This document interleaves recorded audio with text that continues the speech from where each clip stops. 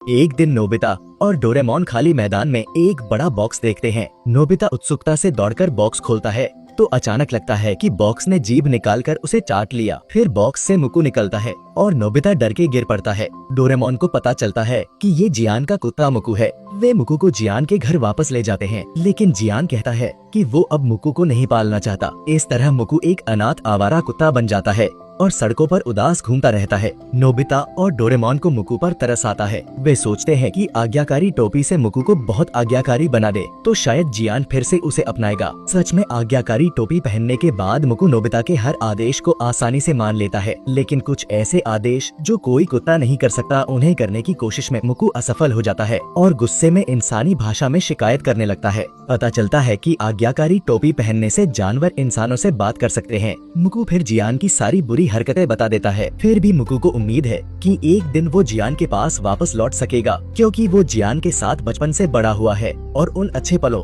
को कभी नहीं भूल सकता। मुकु की बातें सुनकर डोरेमोन बहुत भावुक हो जाता है और रोने लगता है। वो जियान के इस व्यवहार को बर्दाश्त नहीं कर पाता और मुकु को लेकर जियान से अच्छी तरह हिसाब करने का फैसला करता है, लेकिन गुस्से में डोरेमोन भूल जाता है कि आज्ञाकारी टोपी अभी भी नोबिता के पास है। नोबिता सोचता है कि छोटे मोटे जानवर तो हर जगह हैं, बहुत बोरिंग, कुछ बड़ा जैसे शेर मिले तो मजा आए। और सच में उसे एक असली शेर मिल जाता है। जब नोबिता दोस्तों से पूछता है कि क्या उन्हें खाली मैदान में शेर दिखा, तो सब कहते हैं कि वो सपना देख रहा है। नोबिता खुद भी शक करने लगता है, लेकिन दोबारा मैदान पर जाता है तो फिर शेर दिखता है और वो उसे दौड़ाकर गिरा देता है। खुशकिस्मती से आज्ञाकारी टोपी शेर के सिर पर गिर जाती है। नोबिता बच जाता है और उसे एक आज्ञाकारी पेट मिल जाता है। वो इसे सबके सामने दिखाकर घमंड करने लगता है और शेर से एक पर एक लड़ाई भी खेलने लगता है। नोबिता शेर को आसानी से हरा देता है, क्योंकि उसने पहले हार मानने का आदेश दे दिया था, लेकिन दोस्तों को यकीन नहीं होता कि ये असली शेर है। लड़ाई में टोपी गिर जाती है। नोबिता जल्दी से टोपी फिर पहनाता है,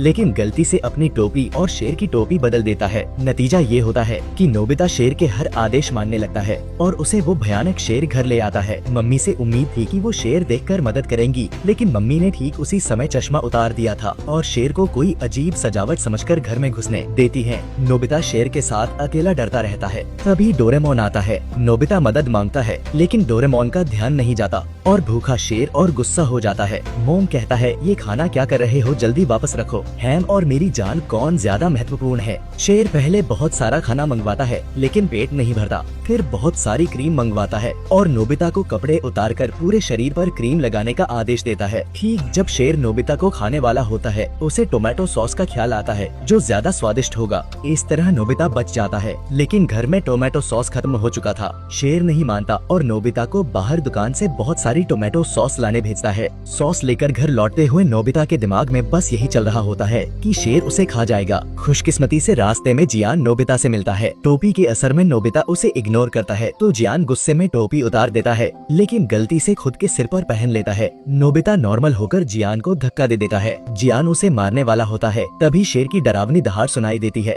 और वो देखता है कि नोबिता के घर पर एक शेर बैठा है। अब बहुत देर हो चुकी थी। ठीक जब शेर जियान को खाने वाला होता है, मुकु समय पर आकर जियान और नोबिता को बचाता है, लेकिन मुकु शेर से नहीं जीत पाता और मरने वाला होता है। तभी मुकु के साथ आया डोरेमोन शेर को छोटा कर देता है। इस तरह मुकु फिर से अपने प्यारे जियान से मिल पाता है। आखिरकार सब अच्छा हो जाता है। शेर को छोड़ने वाला अपराधी पुलिस के हत्थे चढ़ जाता है। जियान मुकु से कहता है, मुकु थैंक यू, मैं वादा करता हूँ कि अब कभी तुझे नहीं छोड़ूंगा, हम हमेशा साथ रहेंगे।